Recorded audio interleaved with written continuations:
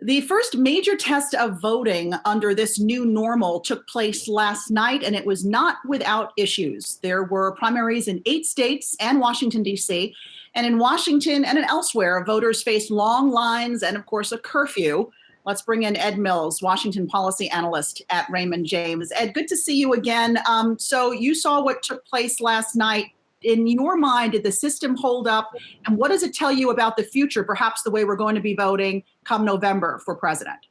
Yeah, I think it was a test run for November. What I saw is strong turnout, but not nearly as big of a turnout that you will see in November. So there is a number of things that we have to work on to make sure that voting actually occurs without a major hitch in November. And I also saw when counting started, it was slow, especially in Pennsylvania, a large state that's going to be a key determinant on who is going to be the next president. So as I sit here this morning, I wonder if I wake up the day after the election in November and know who is president.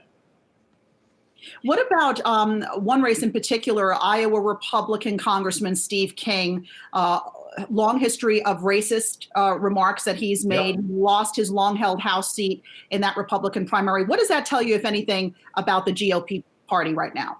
Yeah, so I think there were a couple of takeaways there. One, the party in the last couple of years stripped Congressman King of all his committee assignments, and it wasn't a race about his statements.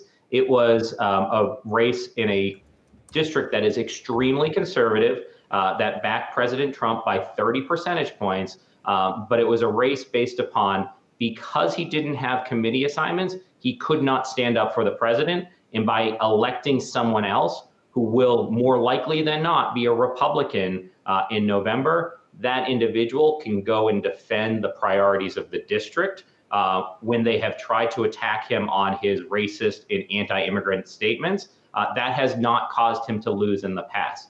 Elsewhere, Republicans are highlighting that there were 5 women nominated for their party, trying to rebuild the number of females congressional seats that are out there. And that, I think, what Republicans say are a key building block if they are to win the majority. And really interested in getting your thoughts on former Vice President Joe Biden. The mood out there, very forceful speech yesterday. I think it was well received. But do you think he's being bold enough right now to inspire voters to get out there and vote come November? This election is presenting a challenge unlike any other election. I don't know what the playbook is supposed to be. So comparing it to kind of past presidential elections, you'd certainly see all candidates being far less kind of out in the public, having public gatherings. When you have a pandemic that spreads person to person, it's hard to me to kind of really come up and say, oh, this person should be doing more of this or less than that. I think that the voters are going to make up that decision. I don't think kind of the decisions that he's making today necessarily either guarantees a win or a loss, Brian. Ed, last night, President Trump tweeted that he's going to move the Republican convention out of North Carolina. He had threatened to do this. Now he says he's going to do it. He was upset with the governor there, saying the governor was putting restrictions on how many people could gather for the convention amid the coronavirus pandemic. So where else might this convention take place? It's a great question, Alexis. I think that the immediate response I have there is that North Carolina, if the president does not win North Carolina, it's hard to see how he wins a second term. So I want to see how that plays out in the state. Does it energize the base, or does it show, with swing voters that the president is leaving the state?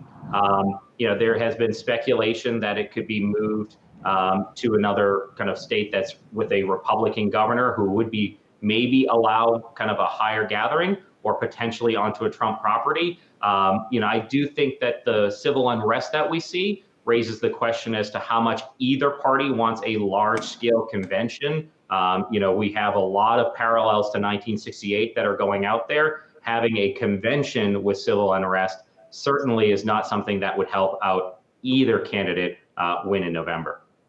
And so many folks I talk to on the street right now, they're making money on the long side, but they're surprised at this market's resilience in the face of everything happening in this country. And they're thinking that the market is sniffing out another catalyst. And do you think they're sniffing out a new stimulus package this summer? What are you hearing down in DC of whether that can get passed?